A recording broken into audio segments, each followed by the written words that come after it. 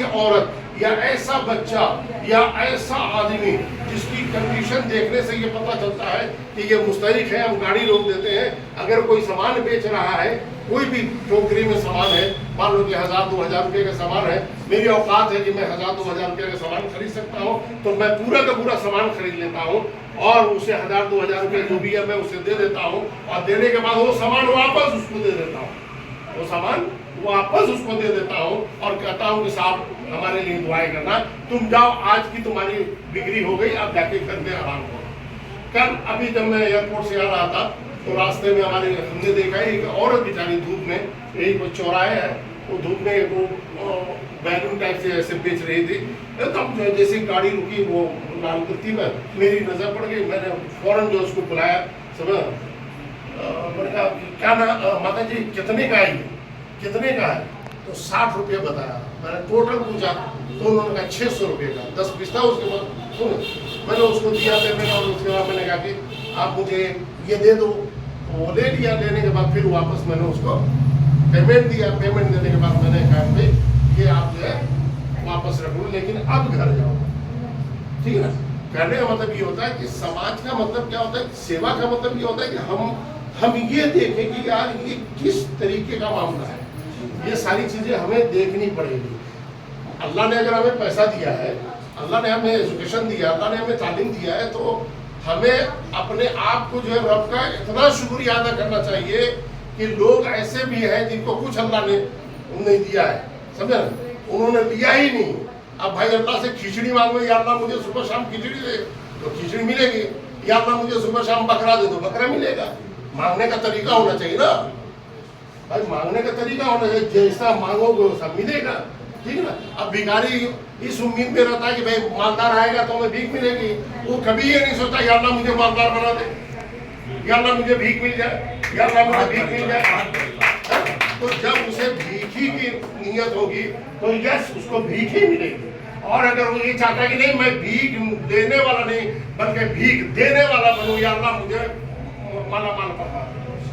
आपको एक बात और बताओ, हमारे यहाँ मेंबर रसूल पे खड़े होके हमारा आलिम, हमारा पीर लंबी लंबी तकरीरें करता है। वो जो है ज़कात के ऊपर ऐसे से बयान करता है कि जितने भी मतलब जो है कंजूस से कंजूस सेठ भी होता है वो भी ज़कात निकाल देता है। लेकिन जो मुल्ला हमारा महीने का 1 लाख रुपया सैलरी उठा रहा है, 80,000 रुपया सैलरी उठा रहा है, 70-75 हज़ार रुपया सैलरी उठा रहा है, वो मुल्ला कभी अपनी जेब से ज़कात नहीं निकालता। जो फिर अपने दौरे पर उसके स्टेज पे कम से कम 5 लाख 7 लाख रुपया स्टेज पे खर्चा हो रहा है, उसकी जेब में 2 लाख रुपये जा रहा है, उसकी कोलकाता में कोठियाँ हैं 10 लाख की, उसकी मुंबई में 1 करोड़ की कोठी है, उसकी 10 जगह देश में कोठियाँ हैं, लेकिन फिर भी वो पीर साहब अपने नाम से ज़कात नहीं निकालते। मैं कहता हूँ कि अगर पीर और मौलवी जिसको अल्लाह ने दिया, सबकी नहीं बात कर रहा हूँ मैं, बेचारे कोई 5,000 में काम कर रहा है, कोई 10,000 में काम, मैं उनकी बात नहीं कर रहा हूँ। अगर वो चाहे तो वो खुद एक पूरे मदरसे का 20 लाख का 15 लाख का 25 लाख का जो खर्चा है वो खुद अपनी ज़कात से खुद चला सकते हैं, किसी सेठ के दरवाजे पे जाने की जरूरत नहीं पड़ेगी। मैं ऐसे सब पीर को जानता हूँ, ऐसे सब मौलवियों को जानता हूँ, चूंकि मैं खुद भी पीर हूँ। सिलसिले का 4 खानवादे 4 पीर और 14 खानवादे से मैं मुरीद हूँ। अल्हम्दुलिल्लाह खिलाफत है, मुझे मेरे कई मुरीद है माशाल्लाह, मैं बहुत से लोगों को जानता हूँ।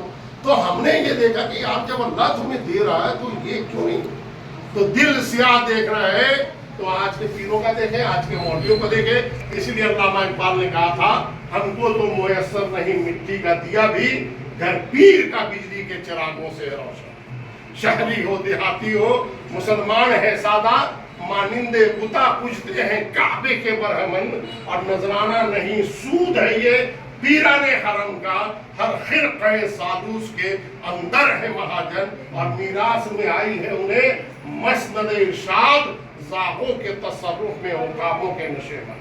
अब यहाँ पे बहुत सारी बातें निकल जाएंगी, क्योंकि जो स्पीकर होता है वो बहुत बोलता है, वो ऑटोमेटिक निकलता जाता है। हमारे भाई साहब ने एक बात रखी थी, सियासत में आना चाहिए या नहीं आना चाहिए, तो मैं आपको फॉर काइंड इंफॉर्मेशन, अल्हम्दुलिल्लाह मैं खुद MLA का चुनाव लड़ चुका हूँ,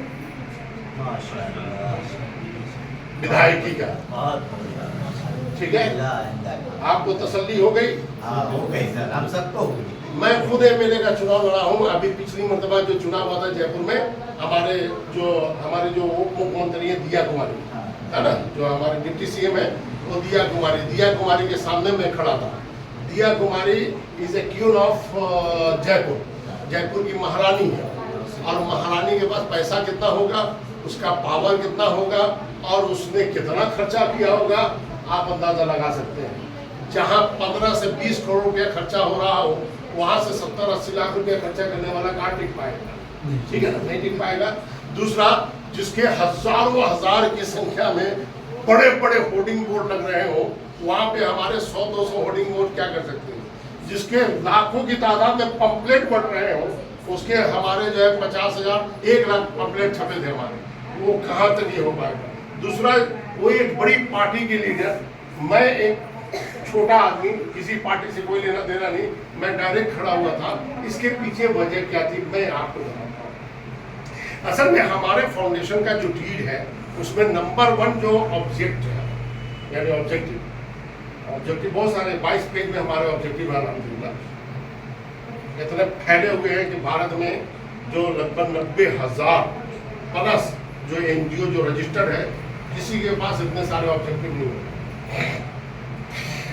ये इसमें से एक चीज, खास चीज, हमारा पहला जो ऑब्जेक्ट है वो ये है कि हम हुजूर की नामूस पर पहरा देंगे, यानी नामूस रसालत पर पहरा देना, हुजूर की इज्जत पर पहरा देना, नामूस मुल्क पे पहरा देना।